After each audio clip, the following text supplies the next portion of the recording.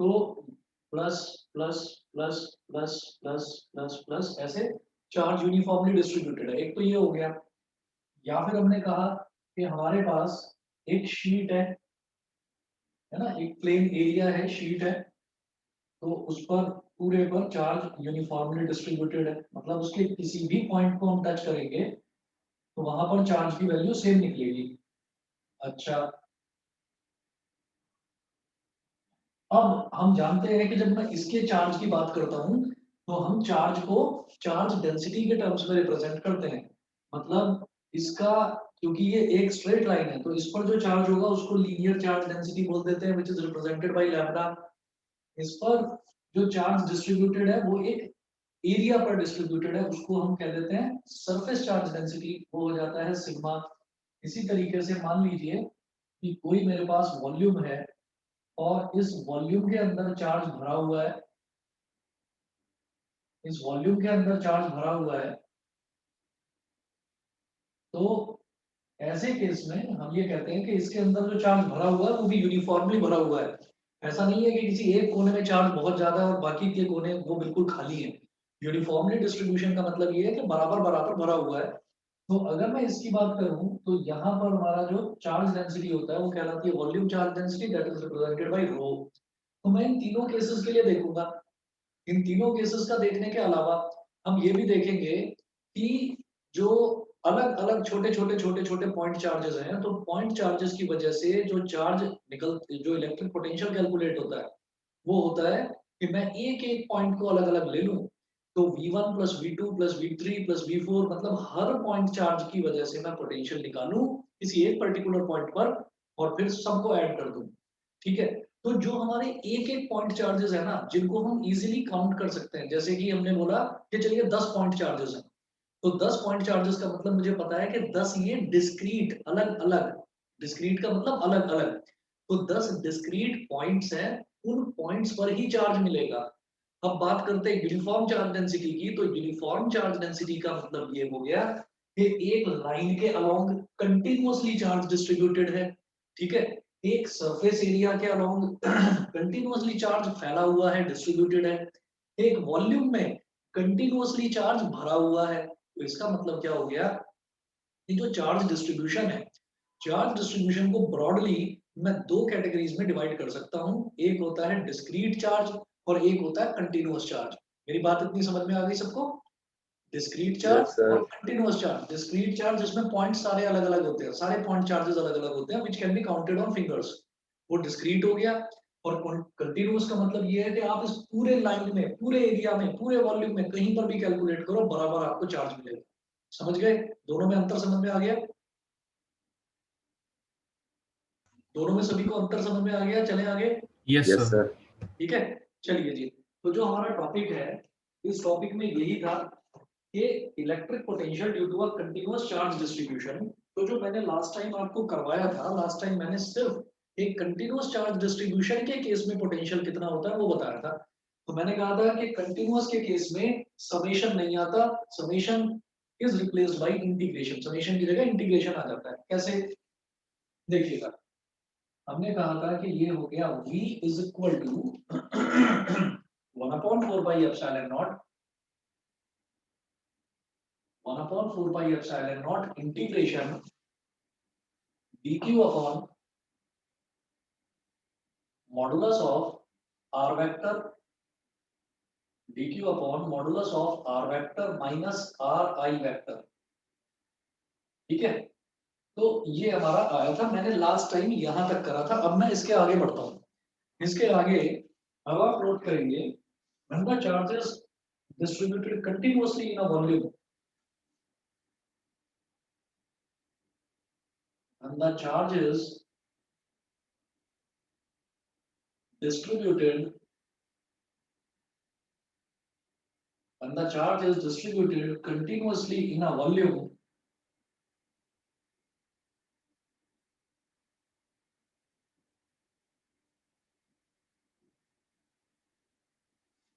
when the charge is distributed continuously in a volume v, तो जो ये charge है dq, ये चार्ज dq क्या हो जाएगा, dq is equal to rho dv, dq is equal to rho dv। मैं ये समझ चुका हूं कि जब मैं वॉल्यूम की बात करूंगा तो मेरा जो सरफेस जो वॉल्यूम चार्ज डेंसिटी है वो रो होती है, और रो मतलब डेंसिटी। तो डेंसिटी वैसे तो मास अपॉन वॉल्यूम होती है, लेकिन चार्ज के केस में क्या हो जाएगा, चार्ज अपॉन वॉल्यूम। एक छोटा सा चार्ज लिया तो dq, एक छोटी सी वॉल्यूम ली तो dv। तो रो की वैल्यू क्या हो जाएगी बेटा, dq अपॉन dv। इस वजह से dq की वैल्यू क्या हो गई, रो dv। तो dq की जगह आ गया रो dv, ठीक है। तो potential at point P, so potential at point capital P, so potential at point capital P due to volume charge distribution, due to volume charge distribution, sir point P कहाँ है? अभी बता रहा हूं, due to volume charge distribution will be capital V, और subscript में एक और कैपिटल V लिख देंगे because it is due to volume charge distribution. VV is equal to 1 upon 4 pi epsilon naught,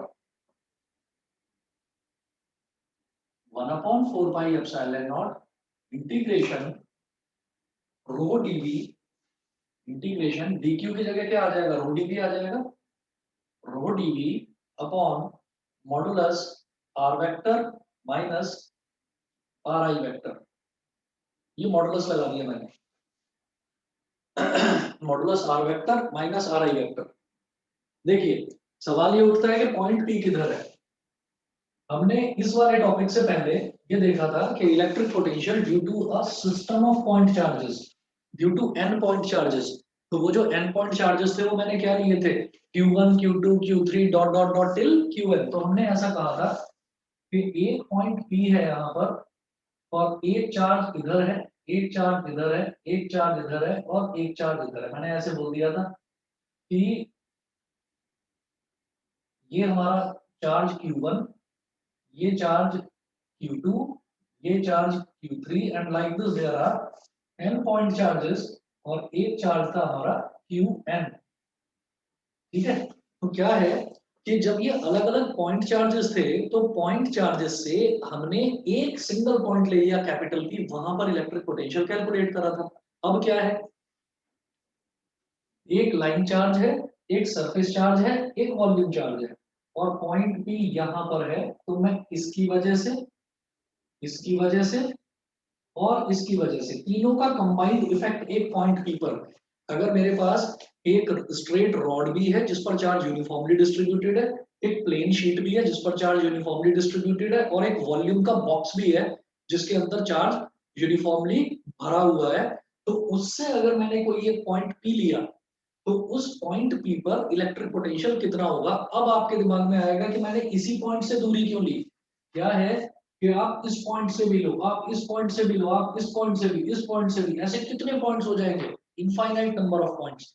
तो जब infinite number of small small small small points का मेरे को पोटेंशियल कैलकुलेट करना होता है, या कोई भी चीज सारे के सारे इनफाइनाइट नंबर ऑफ पॉइंट्स का मेरे को समेशन करना होता है, तो समेशन ना करके हम इंटीग्रेशन यूज करते हैं। तो ये इंटीग्रेशन हमको क्या कह रहा है, ये इंटीग्रेशन, इस इंटीग्रेशन वाले फॉर्मूले ने मेरा एक काम आसान कर दिया कि ये जो पूरा का पूरा वॉल्यूम का बॉक्स है ना, इस पूरे के पूरे बॉक्स के एक एक कोने की वजह से इस पॉइंट P पर कितना इलेक्ट्रिक पोटेंशियल है वो ये है। समझ गए, समझ गए। सर वी के सबस्क्रिप्ट में क्या लिखा है हमने? सबस्क्रिप्ट में मैंने लिखा है कैपिटल V। कैपिटल V मतलब electric potential due to volume V। ठीक है, यस सर। तो एक्चुअली वॉल्यूम के लिए भी, ये वॉल्यूम के लिए भी हम कैपिटल V ही रिप्रेजेंट करते हैं, और पोटेंशियल के लिए भी कैपिटल V से ही रिप्रेजेंट करते हैं। स्मॉल v नहीं ले सकता था क्योंकि small v is for velocity, तो इसलिए ये electric potential due to volume charge distribution. Harsh clear है सर? Yes sir. हाँ जी अरविंद बताओ। सर आप एक बार डायग्राम बता दोगे कि Q1 Q2 Q3 और Q4 वाला बनाया जो ऊपर? हाँ, ये वाला जो डायग्राम है इसमें हमने कहा कि एक चार्ज Q1 है, एक Q2 है, Q3 है, Qn है। तो ये system of n point charges, इसकी वजह से मान लो ये वाला Q1 जो है ये R1 डिस्टेंस पर है, तो इसकी वजह से जो इलेक्ट्रिक पोटेंशियल था V1 वो हमने लास्ट टाइम कैलकुलेट करा था 1/4 pi epsilon not Q1 upon R1। ऐसे ही V2 मतलब इस पॉइंट P और Q2 में क्या डिस्टेंस है, R2 है, तो ये था 1/4 pi epsilon not Q2 upon R2। और फिर हमने क्या करा था, by using the principle of superposition मैंने सबको ऐड कर दिया था। Yes sir. तो मेरा टोटल पोटेंशियल आ गया था। अच्छा, पोटेंशियल जो है, पोटेंशियल का मतलब ये नहीं है कि कोई एक पर्टिकुलर पॉइंट पर निकाला जाता है पोटेंशियल, आपकी मर्जी है, आप स्पेस में कहीं पर भी पॉइंट ले सकते हैं। तो इसी तरीके से मेरे पास एक लीनियर चार्ज है, मेरे पास एक सरफेस चार्ज है, मेरे पास वॉल्यूम चार्ज है। मैंने कहा कि एक मैंने पॉइंट ले लिया, पॉइंट पी, मैं चाहता हूं कि मैं इसी पॉइंट पर इन सबकी वजह से कितना इलेक्ट्रिक पोटेंशियल है वो निकालना चाहता हूँ। ठीक है, तो वो सारे अलग अलग अलग अलग निकाल कर सबको ऐड करने वाला फंडा ही खत्म हो गया। क्यों? क्योंकि वो जो एडिशन का काम है वो ये इंटीग्रेशन कर देता है। सभी को इतना क्लियर है? Yes sir. बताइए, Arsh, Abhinav, Aditya, Aishwarya, Aditya, Yes, sir. Yes Ishan. Sir. Yes sir.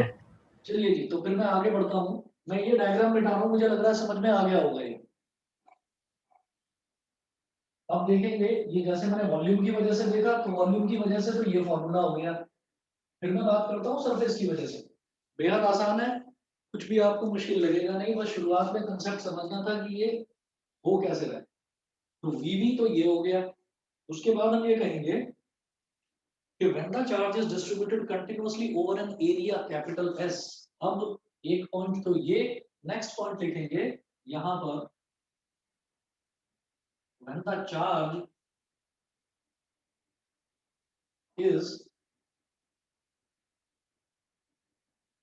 charge is uniformly distributed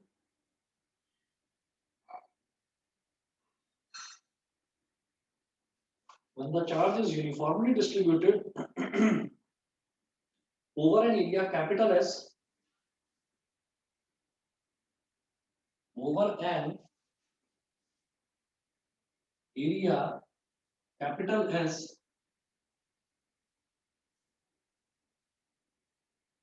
then over an area capital S, then तब इस केस में dq की वैल्यू हो जाएगी dq is equal to sigma ds। Sigma क्या है? Surface charge density. क्या हो जाएगा? Charge per unit surface area. Volume charge density क्या था? Charge per unit volume. तो ये क्या हो गया? Charge per unit surface area. तो ये dq is equal to sigma ds। therefore potential at point capital P, potential at point capital P due to at point capital P, बेटा दिखाई दे रहा है सभी को? Yes, sir. At point capital P due to surface charge distribution will be, due to surface charge distribution will be, अब surface की वजह से निकाल रहा हूं तो Vs सबस्क्रिप्ट में S आ जाएगा, S is for surface। तो ये हो गया 1/4 पाई एप्सिलॉन नॉट इंटीग्रेशन, जैसे dq की जगह रो dv लिखा था, अब dq की जगह सिग्मा ds आ जाएगा, sigma ds upon r vector minus ri vector का मॉड। ठीक है, ये हो गया electric potential due to surface charge distribution. फिर लिखेंगे when the charge is distributed, third point,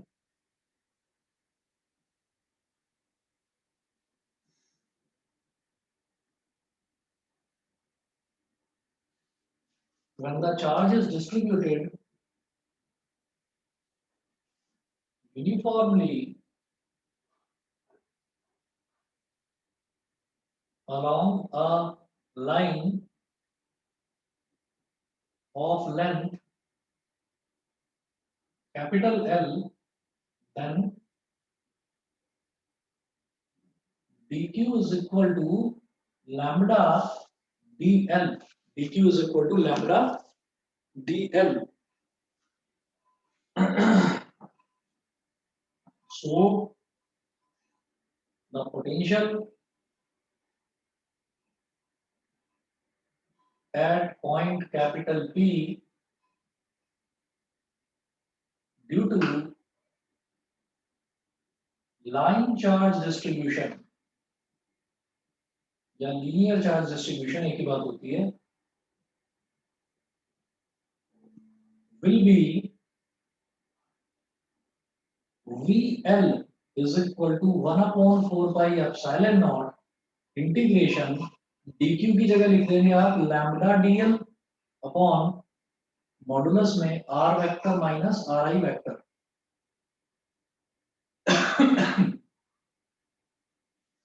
ये जो डिनोमिनेटर में है ये डिस्टेंस है, ये डिस्टेंस है कि हमने पॉइंट P का जो पोजीशन वेक्टर है उसमें से इंडिविजुअल जो पॉइंट जो अलग अलग पॉइंट्स आएंगे उनके सबके पोजीशन वेक्टर सब्ट्रैक्ट करते चले जाएंगे तो सबके इंडिविजुअल डिस्टेंस आते चले जाएंगे। और मॉडुलस क्यों? क्योंकि कई बार हो सकता है कि ये वाला डिस्टेंस छोटा हो और ये वाला डिस्टेंस बड़ा हो, तो हो सकता है कि हमारी वैल्यू नेगेटिव आ जाए, डिस्टेंस कांट बी नेगेटिव। ठीक है, वेक्टर तो नेगेटिव हो सकता है, क्यों? क्योंकि वेक्टर का नेगेटिव होना उसकी डायरेक्शन को रिप्रेजेंट करता है कि वो डायरेक्शन राइट साइड को अगर मैं पॉजिटिव ले रहा हूँ तो अगर नेगेटिव आ गया तो इसका मतलब डायरेक्शन लेफ्ट साइड है, तो वो हो सकता है। तो मॉडुलस आपको बताया था कि ये लास्ट टाइम हमने इस वजह से करा था। अब देखिएगा मेरे पास इलेक्ट्रिक पोटेंशियल आ गया लाइन चार्ज की वजह से, सरफेस चार्ज की वजह से और वॉल्यूम चार्ज की वजह से। उसके बाद हम ये बोलेंगे therefore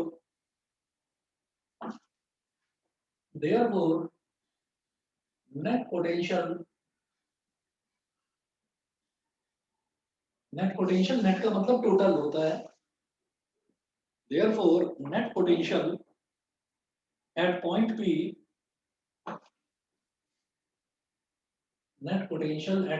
P due to continuous charge distribution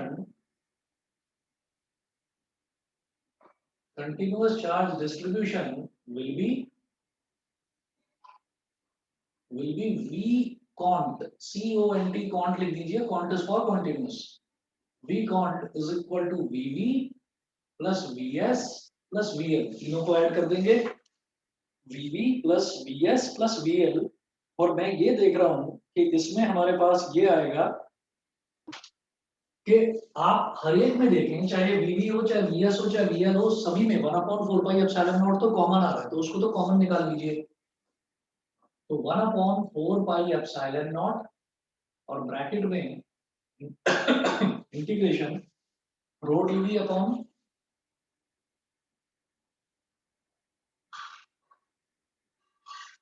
r vector minus ri vector, इसका मॉड। ठीक है, पहला तो ये हो गया, plus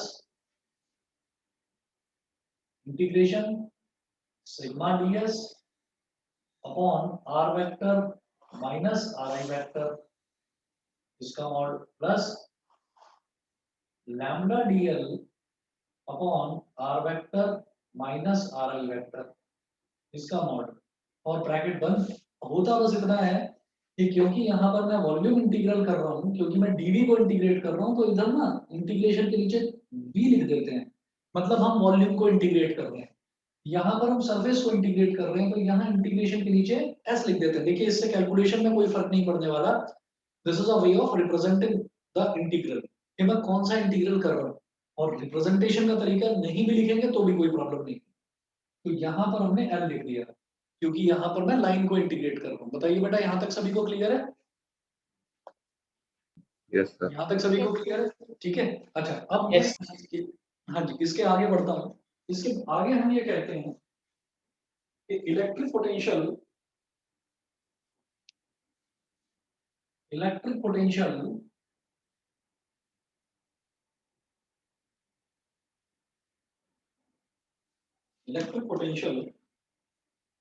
at point P due to a general source, electric potential at point P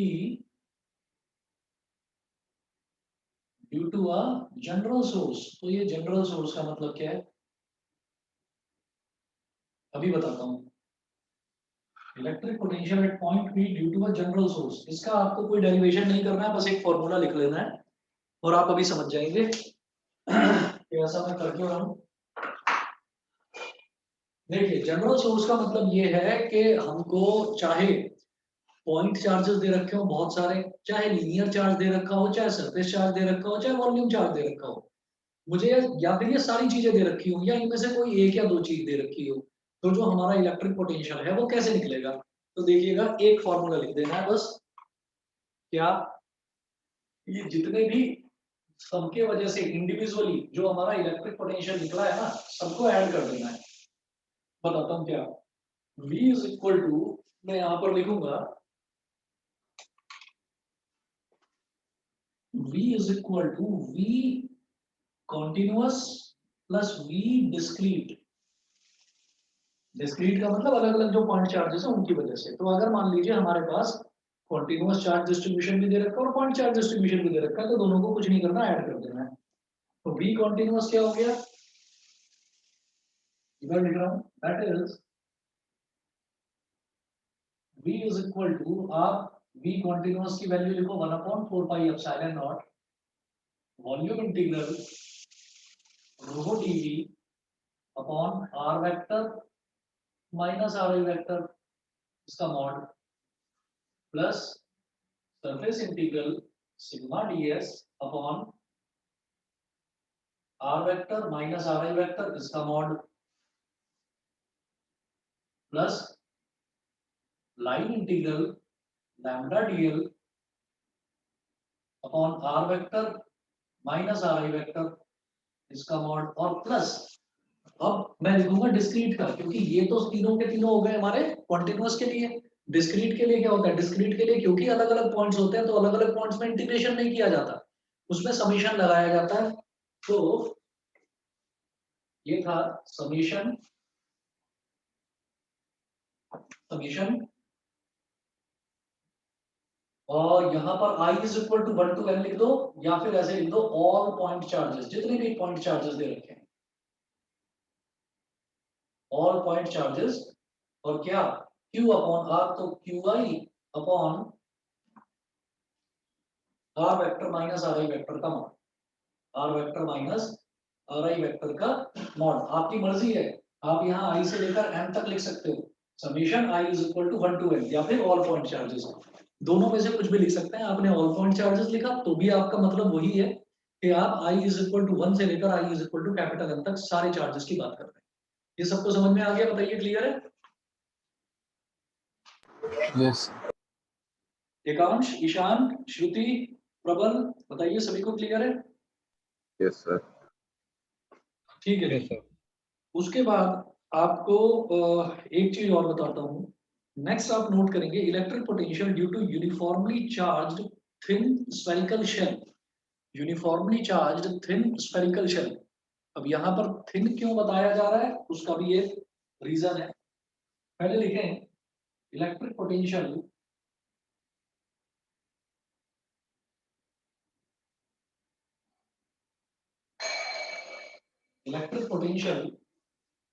due to uniformly charged thin spherical shell.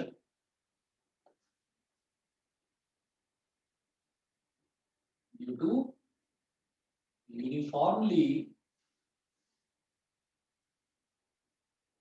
charged thin spherical shell. Spherical shell का मतलब हम जानते हैं कि जब स्फीयर के अंदर एक और स्फीयर होता है, यानी कि कॉन्सेंट्रिक स्फीयर्स, एक बॉल है, उस बॉल के अंदर एक और बॉल है, दोनों का सेंटर सेम है, ठीक है, तो उसको बोलते हैं हम स्फेरिकल शेल। यानी कि उस स्फेरिकल शेल की, वो एक स्फीयर होगा जिसकी एक पर्टिकुलर कुछ मोटाई होगी, वो मोटाई ना के बराबर है, ठीक है, इसीलिए बोला है कि थिन स्फेरिकल शेल, ताकि स्फीयर का, ताकि आप स्फीयर में इस चीज में कंफ्यूज ना हो कि इंटरनल रेडियस क्या है और एक्सटर्नल रेडियस क्या है, क्योंकि वो थिन स्फेरिकल शेल है। और आप ये कहेंगे कि अगर थिन स्फेरिकल शेल है तो सीधा सीधा स्फीयर ही बोल देते हैं ना, स्फेरिकल शेल क्यों बोल रहे हो, वो भी अभी बताता हूँ कि स्फेरिकल शेल क्यों बोला जा रहा है यहाँ पर। देखिए पहले आप एक पॉइंट नोट करेंगे consider a uniformly charged spherical shell. Consider a uniformly charged. Consider a uniformly charged spherical shell. Uniformly charged spherical shell of radius capital R. Of radius capital R and carrying charge small q. And carrying charge small q. Full stop.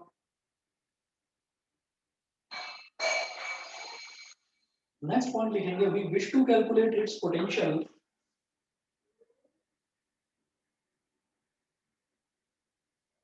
We wish to calculate its potential. We wish to calculate its potential at point capital P. At point capital P. At point capital P. At distance small r from its center O. At distance small r from its center capital O. From its center capital O.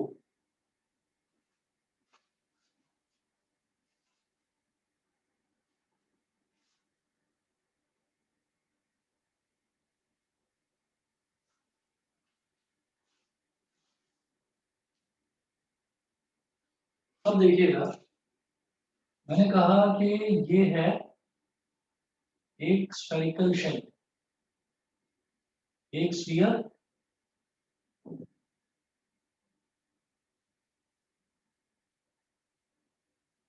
और sphere के बाहर एक और sphere, ठीक है। तो thin spherical shell लिया है हमने, यानी कि अगर मैं इसके रेडियस की बात करूं तो मैं चाहे इंटरनल रेडियस बोलूं चाहे मैं एक्सटर्नल रेडियस बोलूं, दोनों ही कैपिटल आर ही है, क्योंकि थिन स्फेरिकल शेल है। स्फेरिकल शेल बोलने की जरूरत इस वजह से थी कि वो जो स्फेरिकल शेल का वो जो थिन पोर्शन है ना, उस थिन पोर्शन में क्या है, यूनिफॉर्मली चार्ज डिस्ट्रीब्यूटेड है। इस तरीके से कि जैसे यहाँ पर plus plus plus plus plus plus plus, ऐसे यूनिफॉर्मली ये जो थिन स्फेरिकल शेल है इसके अंदर चार्ज जो है वो यूनिफॉर्मली डिस्ट्रीब्यूटेड है। क्योंकि अगर मैं सिर्फ स्फीयर बोल देता तो हम ये कहते हैं कि भाई स्फीयर है तो स्फीयर पर चार्ज कैसे, स्फीयर के ऊपर थोड़ी पड़ा रहेगा, तो हम ये कहेंगे उस पर यूनिफॉर्मली डिस्ट्रीब्यूटेड है। तो इसलिए वो एक जो थिन सेक्शन है उस थिन सेक्शन में चार्ज बटा हुआ है, पूरे में फैला हुआ है। समझ गए। अब इसके बाद जब इलेक्ट्रिक पोटेंशियल मुझे कैलकुलेट करना है इस स्फेरिकल शेल की वजह से, तो there can be three possibilities. एक पॉसिबिलिटी ये है कि वो जो हमारा पॉइंट पी है उस पॉइंट पी को मैं स्फेरिकल शेल के अंदर कंसीडर करूं। एक एक जो पॉसिबिलिटी है वो ये है कि उस पॉइंट पी को मैं स्फीयर के सरफेस पर कंसीडर करूं, और तीसरी पॉसिबिलिटी ये है कि मैं उसको स्फीयर के बाहर कंसीडर करूं। यहां तक सभी को क्लियर है? Yes, sir. यहाँ तक सभी को क्लियर Yes, है? sir. पॉइंट पी है, मैंने बोला ना पॉइंट Sir? पी स्पेस में कहीं भी। हाँ बेटा बताइए। ये हमारे पिछले चैप्टर के इलेक्ट्रिक फील्ड जैसा है क्या? बिल्कुल बिल्कुल बिल्कुल, बहुत सारी चीजें जो है वो आपको मैच करती हुई दिखाई देंगी। वहां पर भी हमने ऐसे ही 3 केसेस लिए थे, यहाँ पर भी मैं 3 केसेस लूंगा, ठीक है। तो देखिएगा यहाँ पर हम लिख रहा हूं मैं, यहाँ पर देयर कैन बी 3 केसेस या 3 पॉसिबिलिटीज।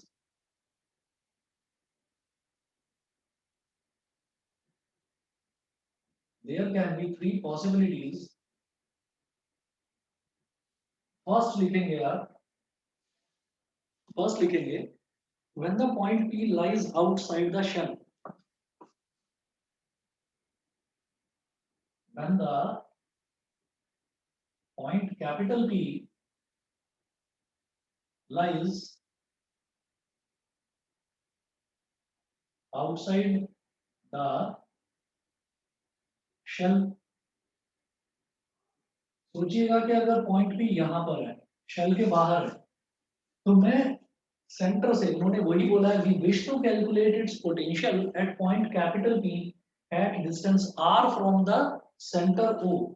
मतलब ये जो सेंटर ओ है, इससे मैं आर डिस्टेंस पर, ये ओ से लेकर यहाँ तक वाला जो डिस्टेंस है ये आर है, मैं आर डिस्टेंस पर एक पॉइंट पी ले रहा हूँ और मैं वहां पर इलेक्ट्रिक पोटेंशियल कैलकुलेट करना चाहता हूँ।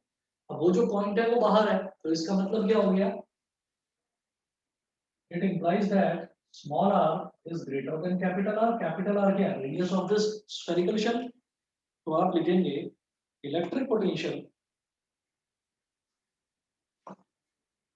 in this case electric potential is given as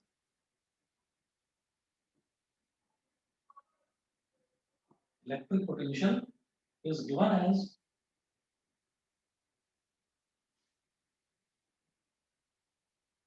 V is equal to 1/4 pi epsilon naught। ये पॉइंट जो है ये पूरे के पूरे स्फीयर के बाहर है, पूरे स्फीयर का चार्ज कितना है, स्मॉल क्यू, तो क्यू अपॉन स्मॉल आर। बेटा ये सभी को क्लियर है, ये सभी को क्लियर है, बताइए। Yes sir. चलिए जी,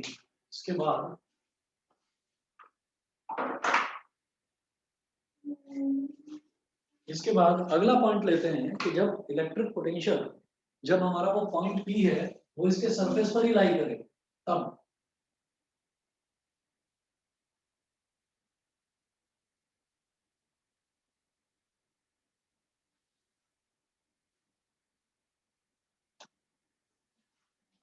ये सेकंड नोट करेंगे, when point P lies on the surface of the shell।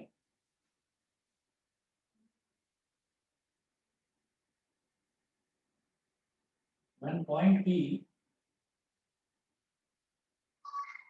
lies on the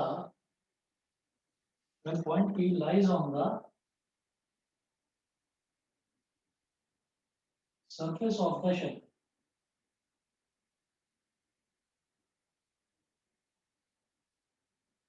इसमें क्या बोलूंगा मैं, इसका मतलब small r is equal to capital R, small r is equal to capital R। in this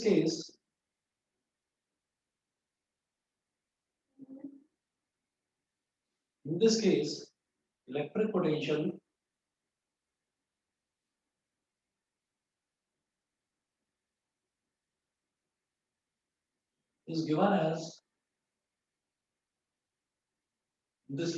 potential is given as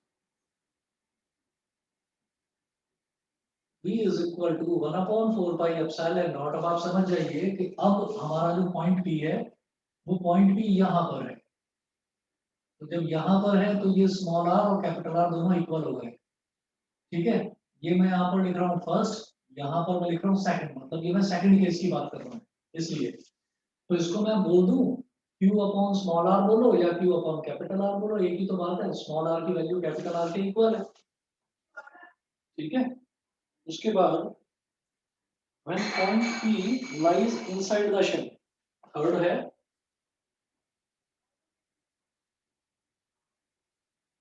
when point P lies inside the shell, जब point capital P shell के अंदर हो, मतलब अब point P हमारा यहाँ पर है, इधर मैं लिख रहा हूँ थर्ड केस। बेटा दिखाई दे रहा है ना सबको, ज्यादा छोटा तो नहीं लिख रहा हूँ मैं, दिखाई दे रहा है सभी को? Yes yes sir.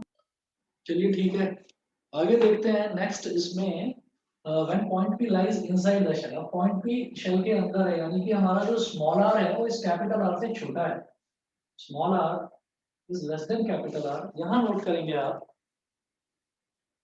Electric potential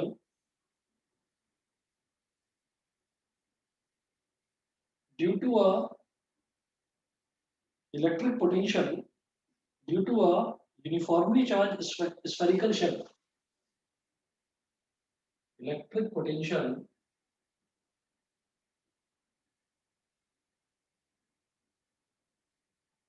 due to a uniformly charged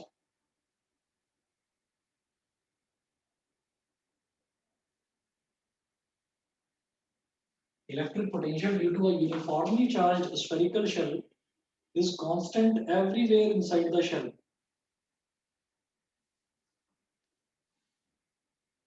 Is constant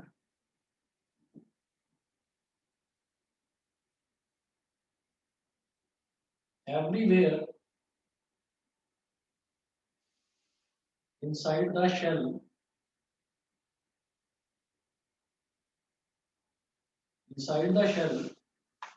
and is equal to that on the surface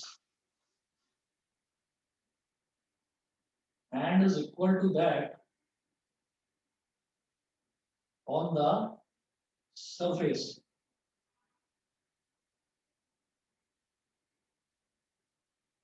That is V is equal to 1 upon 4 pi epsilon naught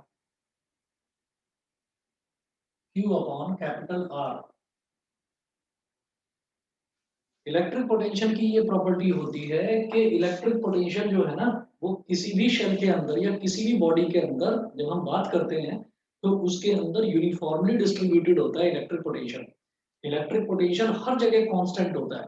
तो जितनी भी वैल्यू आप कहीं पर भी इसके अंदर आप कहीं पर भी कितनी भी वैल्यू लेंगे तो वो कांस्टेंट रहेगी। और कांस्टेंट किसके बराबर कि मैक्सिमम मैक्सिमम टू मैक्सिमम आप ये देखिएगा जब उसको कांस्टेंट रहना है सेम रहना है तो कैलकुलेशन किसकी करी जा सकती है। हम ये कहेंगे मैक्सिमम टू मैक्सिमम क्या हो सकता है कि वो पॉइंट पी जो है वो आपका मिनिमम टू मिनिमम तो ये है कि सेंटर पर ही लोकेटेड है। मैक्सिमम टू मैक्सिमम ये हो सकता है कि वो उसकी सरफेस पर लोकेटेड हो। तो क्योंकि उसकी प्रॉपर्टी है कि उसे कांस्टेंट रहना है हर जगह तो हम ये जानते हैं ना कि सरफेस पर कितना है। सरफेस पर 1/4 pi epsilon not q upon capital r है। तो उसकी प्रॉपर्टी के चलते अंदर सारा का सारा सेम ही रहेगा, सारा का सारा कांस्टेंट ही रहेगा। और याद करिए इसका उल्टा हमने जब इलेक्ट्रिक फील्ड की बात करी थी कि स्फेरिकल शेल के अंदर इलेक्ट्रिक फील्ड कितना होगा तो स्फेरिकल शेल के अंदर इलेक्ट्रिक फील्ड 0 होता है। याद है सभी को? Yes, sir. हाँ Yes, स्फेरिकल sir. शेल के अंदर हमारा इलेक्ट्रिक फील्ड 0 होता है। वो खैर रिलेटेड था फ्लक्स से, वहां पर फ्लक्स का रीजन था। लेकिन यहाँ पर इलेक्ट्रिक पोटेंशियल क्या है कि इलेक्ट्रिक पोटेंशियल वो कांस्टेंट रहेगा किसी भी शेल के अंदर हर जगह। ठीक, तो बाहर अगर निकालेंगे तो बाहर तो क्योंकि डिस्टेंस ही ज्यादा हो गया तो बाहर जब मैं इलेक्ट्रिक पोटेंशियल निकाल रहा हूँ तो वहां पर तो आ जाएगा क्यू अपॉन स्मॉल आर। बाकी दोनों केसेस में क्यू अपॉन कैपिटल आर। सभी को क्लियर है? बताइए जी। Yes, sir. बताइए बाकी बच्चे भी, मिलन, ईशान, एकांश, Vanshika, शचिका, Aarsh, Yes, Aarsh. sir. Yes, sir. Yes, sir. ठीक है, चलिए जी। अब इसके बाद यहाँ तक हमारा जो इलेक्ट्रिक पोटेंशियल वाला पोर्शन है, इलेक्ट्रिक पोटेंशियल हमारा कंप्लीट होता है। यहाँ पर इलेक्ट्रिक पोटेंशियल पर अब मुझे कुछ न्यूमेरिकल्स देखने हैं और सभी बच्चों को अभी बता रहा हूँ मैं कि इसके न्यूमेरिकल्स काफी अच्छी वेटेज के इसके न्यूमेरिकल्स आते हैं और बेहद आसान है। तो न्यूमेरिकल्स के लिए भी मुझे एक एक्स्ट्रा क्लास की जरूरत है। तो मैं कल आपको बता रहा हूँ, कल आपकी रेगुलर क्लास तो नहीं है लेकिन कल जैसे मंडे है तो मैं रात को 9 से 10 आपकी क्लास ले सकता हूँ। तो आप लोग प्रिपेयर रहिएगा, मैं ग्रुप पर भी मैसेज डाल दूंगा। 9 से 10 मैं क्लास ले सकता हूँ कल, तो आप ध्यान रखिएगा, प्रिपेयर रखिएगा अपने आप को। अब मैं इसके न्यूमेरिकल से स्टार्ट करा रहा हूँ electric potential.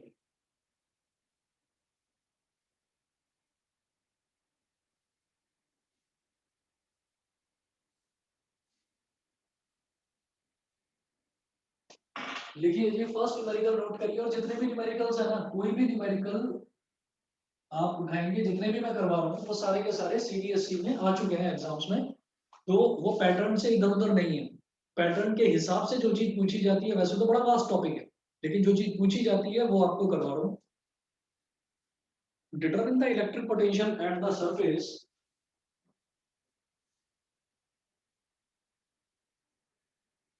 Determine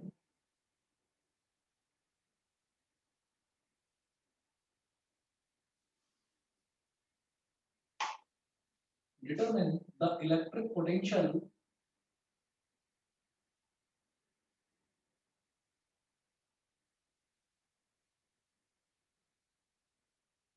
Determine the electric potential at the surface of a gold nucleus of a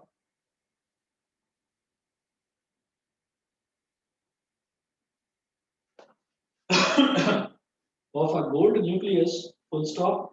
The radius is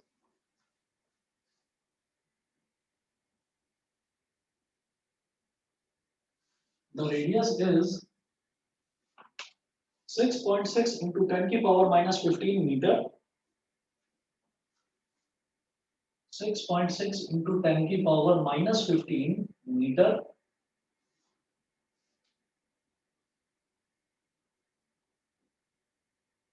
And the atomic number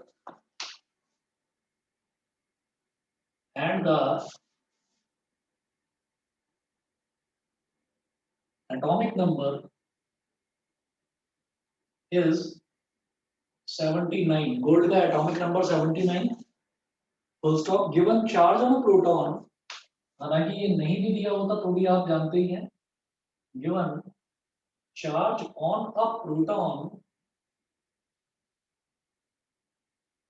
is 1.6 into 10 की पावर minus 19 कूलम. ठीक है, एक प्रोटॉन पर charge जो है वो इतना होता है 1.6 into 10 की पावर minus 19 कूलम. ठीक है, अब आप ये देखिए, अगर मैं गोल्ड की बात करूं, एल्यूमिनियम की बात करूं, सिल्वर की बात करूं, मैं किसी भी दुनिया के किसी भी एलिमेंट की बात करूं, तो उसमें जो सेंटर होता है, सेंटर पर न्यूक्लियस होता है. तो यहाँ पर क्या है कि सेंटर पर ये न्यूक्लियस है, ये न्यूक्लियस है. न्यूक्लियस के चारों तरफ पहला शेल, दूसरा शेल, तीसरा शेल, बहुत सारे शेल्स होते हैं. शेल्स की बात ही नहीं करी जा रही है, सिर्फ और सिर्फ न्यूक्लियस की बात करी जा रही है. तो न्यूक्लियस में आप जानते हैं क्या भरा होता है, प्रोटॉन्स होते हैं और न्यूट्रॉन्स होते हैं. न्यूट्रॉन्स को तो छोड़ो, न्यूट्रॉन्स क्या करते हैं, न्यूट्रॉन्स तो सिर्फ और सिर्फ मास बढ़ाते हैं ना, उसका चार्ज से कोई लेना देना नहीं है. न्यूट्रॉन जो है वो न्यूट्रल होते हैं, इसलिए न्यूट्रॉन्स को तो भूल जाओ. अब बात करते हैं प्रोटॉन्स की. Z जो होता है, जो एटॉमिक नंबर है वो 79 दे रखा है, और एटॉमिक नंबर की डेफिनेशन होती है कि नंबर ऑफ प्रोटॉन्स को ही मैं एटॉमिक नंबर बोलता हूँ. ये सबको पता है, नंबर ऑफ प्रोटॉन्स को ही हम एटॉमिक नंबर बोलते हैं. हाँ, सर नंबर ऑफ प्रोटॉन्स को हम एटॉमिक नंबर बोलते हैं. Sir number of protons plus nucleons nucleus में वो सॉरी न्यूट्रॉन्स नहीं होता वो. हाँ, वो होता है एटॉमिक मास. सही कह रहे हो, number of protons plus number of neutrons, वो होता है एटॉमिक मास. समझ गए. लेकिन जब एटॉमिक नंबर की बात करते हैं तो वो होता है केवल नंबर ऑफ प्रोटॉन्स. ये सभी को क्लियर है, याद है सबको या नहीं है, बताओ. ठीक है, अगर नहीं भी याद है तो मैं बता रहा हूँ, ध्यान रखना. नंबर ऑफ प्रोटॉन्स होता है हमारा एटॉमिक नंबर. ठीक है, अब कितने, इसका मतलब कितना है, प्रोटॉन्स कितने हो गए, 79. 79 प्रोटॉन है. एक प्रोटॉन पर कितना चार्ज है, 1.6 into 10 की पावर minus 19. तो इतने प्रोटॉन्स पर कितना चार्ज होगा, दिस इनटू दिस. सभी को क्लियर है कि नहीं, बताइए. Yes, sir. अरे हाँ या ना, कुछ तो बोल दो. सारे बच्चे कहाँ हो गई, नाम लेने Yes, का sir. पूछना पड़ता है. आप लोग बिल्कुल इनएक्टिव बैठे रहते हो. Yes, sir. चलिए आगे चलते हैं. कुछ मजबूरी थी, मानता हूँ, आप लोगों का संडे खराब कर रहा हूँ, और जवाब तो दे दिया करो. चलिए इसका रेडियस देखते हैं. रेडियस जो है वो न्यूक्लियस का कितना दे रखा है, 6.6 into 10 की पावर minus 15 मीटर. ठीक है, अब इसका मतलब ये हो गया, उन्होंने पूछा है ना कि आपको सरफेस पर निकालना है, तो सरफेस का मतलब ये आर, स्मॉल आर बोलो या कैपिटल आर बोलो, एक ही बात है. चलिए जी, अब मैं ये जानता हूं कि total charge of the nucleus, nucleus का टोटल चार्ज कितना हो जाएगा, number of protons multiplied by charge on a proton. एक प्रोटॉन पर कितना चार्ज है, that charge on a proton. तो ये नंबर ऑफ प्रोटॉन्स कितने हैं, 79, और चार्ज ऑन अ प्रोटॉन कितना है, 1.6 into 10 की पावर minus 19 कूलम. कर दो मल्टीप्लाई. 16 9 सा कितना होता है, 144, 14 कैरी आ गया. 16 7 सा कितना होता है, 112 और 14 कितना हो गया, 126. 126.4 मल्टीप्लाइड बाई 10 की पावर -19 कूलम। तो ये हमारा टोटल चार्ज आ गया। ये दिखाई दे रहा है ना 126 लिखा है बेटा इधर 126.4 इंटू 10 की पावर -19 कूलम। ठीक है। Yes sir. हाँ जी, उस तरफ कर रहा हूँ अब आगे।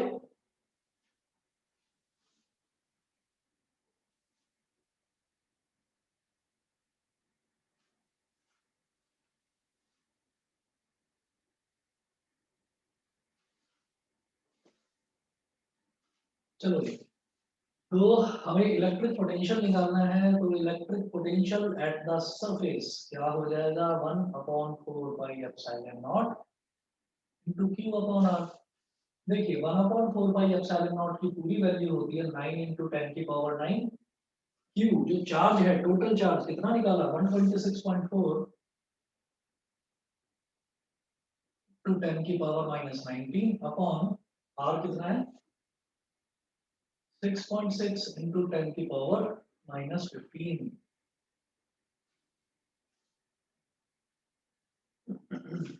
ठीक है। अब क्या हो जाएगा -15 को ऊपर ले जाएंगे तो +15 हो जाएगा। वो हो गया 10 की पावर -4 9 -4 कितना हो गया 5 हो गया। 3 3 जा 9 3 2 जा 6 3 2 जा 6 3 4 जा 12 3 6 जा 18 और 1 19 1 कैरी 3 2 जा 6 और 1 7 3 1 जा 3 379.2 अपॉन 2.2 मल्टीप्लाइड बाई 10 की पावर -19 + 15 -4 9 -4 10 की पावर 5 कितना हो गया 379.2। ये करा हमने। इसको अगर डिवाइड करेंगे तो मैं वैल्यू लिख रहा हूँ, फाइनल करके देख लेना अपने आप। 1.7 इंटू 10 की power 7 volts.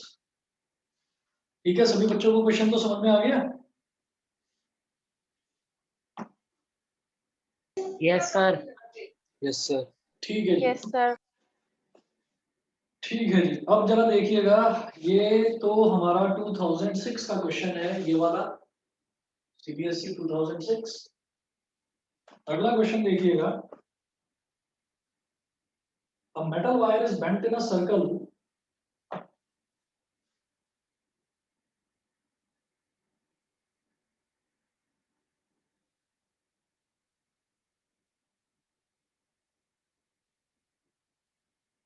metal wire is bent in a circle। एक मेटल का वायर है, उसको घुमाकर ना सर्कल की फॉर्म दे दी गई, सर्कल की शेप दे दी गई। is bent in a circle of radius 10 centimeter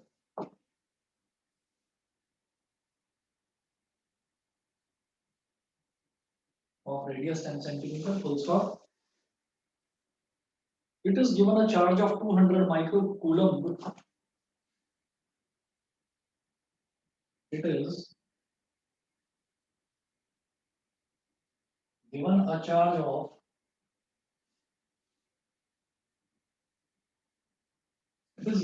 of 200 microcoulomb which spreads on it uniformly which spreads on it uniformly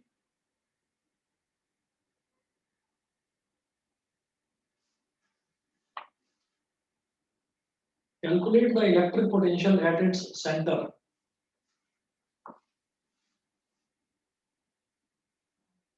Calculate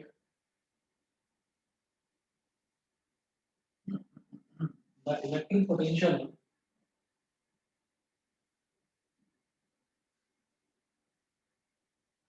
at its center। Calculate the electric potential at its center।